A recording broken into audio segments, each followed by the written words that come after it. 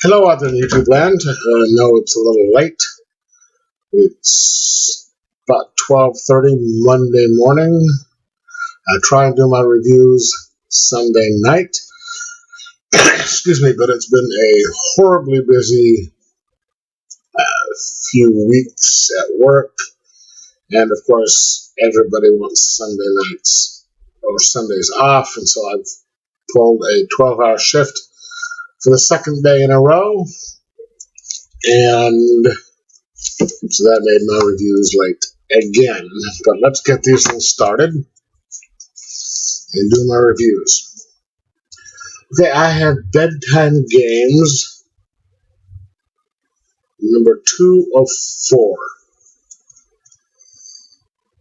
And it started out kind of interesting. You know, it's a couple about kids, about 4 kids who are spending the last day of summer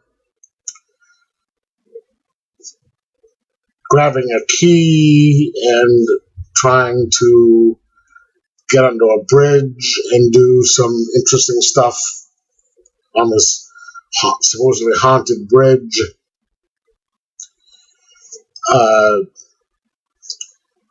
It's kind of a weird story. The first one was fairly interesting, and this is the continuation. It's not as freaky weird as they lead you to believe. This one actually involves a supernatural creature trying to get a book back, dealing with the younger brother of one of the kids.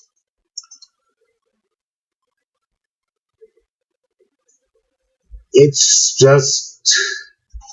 interesting enough to want to pick up number 3 to see how it happens, but it's kind of weird and not in the super interesting way, but just okay, I sort of want to know what happened because I'm invested in it now type of way. I'm going to give this a 2.5 out of 5. Now, Bubba Hotep and the Cosmic Bloodsuckers. Wow. Now, I never saw the movie. Reading this, this is number 2. Reading these, which is the prequel to the movie, makes me want to get the movie. And when I get paid again, I'm probably going to order the video. The Blu-ray, of course. Now, this sets up the events that happen in the movie. You have Colonel Parker getting Elvis and a few other people together to fight off these cosmic bloodsuckers, and it explains how he wound up wearing these glasses, because that's the only way you can see the supernatural creatures. This is a good book. I don't know why I put it so early. I'm going to put this at 3.5 out of 4. If you are into Bubba Hotep, if you're into horror, really campy horror,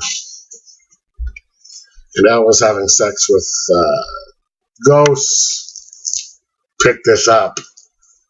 Alright. The Walking Dead, I have the McGee version. And what number is this? 182. Now, they had the New World Order arc, which supposedly ended at number 6, but this is a continuation of that, even though number 6 out of 6 happened.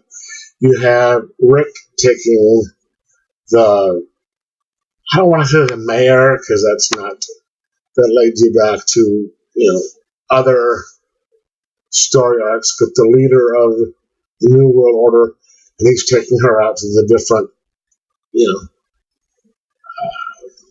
places that Rick is sort of in charge of overall, and giving her a tour. I enjoy the series, the comic now more than I do the TV series. The TV series is kind of boring. And I don't have AMC, so I have to try to watch it on computers, which isn't as good. I'm going to give this a 3 out of 5. You have the Justice League number 5, the variant cover. Now, this is from the Legion of Doom point of view. Sorry. This is the variant cover. Lex Luthor's point of view of how and why he got the Legion of Doom together. His revelation of becoming a bad guy again, and why he wanted to get together. The Legion of Doom together and what his intentions are.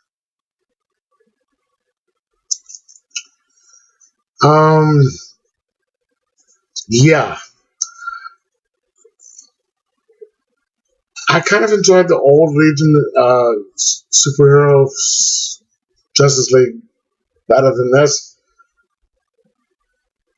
but I'm giving it a chance just because it's has promise.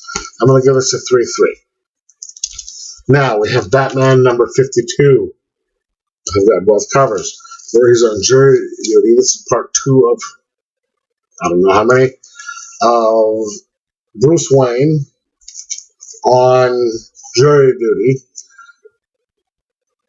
against jury duty with Mr. Freeze on trial, where Mr. Freeze is saying that Batman used excessive force. We have Dick Grayson being Batman while Bruce Wayne is on jury duty, and it is basically a hung jury. We have 11 people saying guilty, we have one person saying not guilty, and that person is Bruce Wayne. And he is going to, at this point, he promises to say there's a reason why Batman may not be the good guy, and so on. 3-5 out of 5. I want to see how this ends.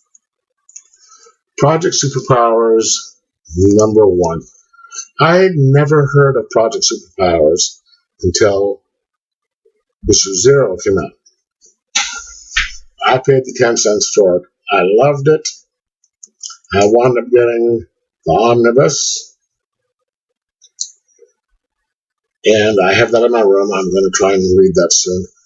And number 1 came out, and they are introducing a new inhabitor of, I guess, the flag.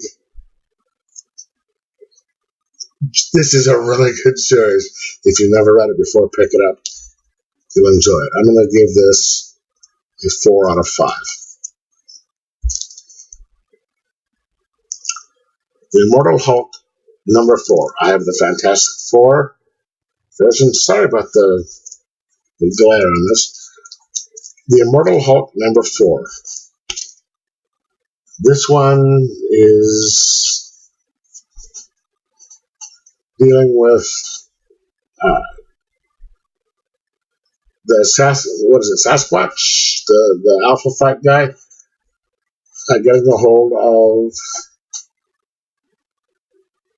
the reporter McGee, saying, "Hey, I need to get a hold.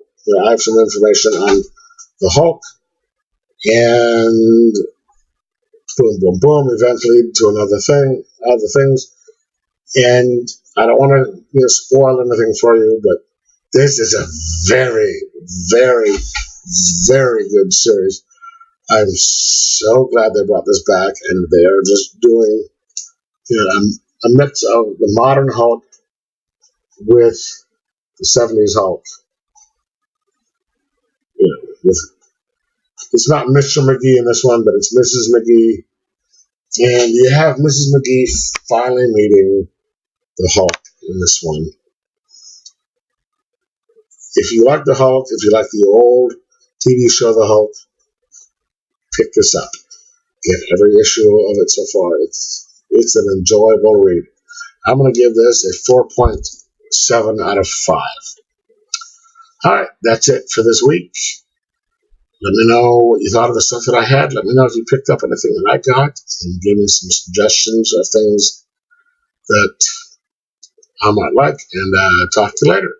Like and subscribe. Bye.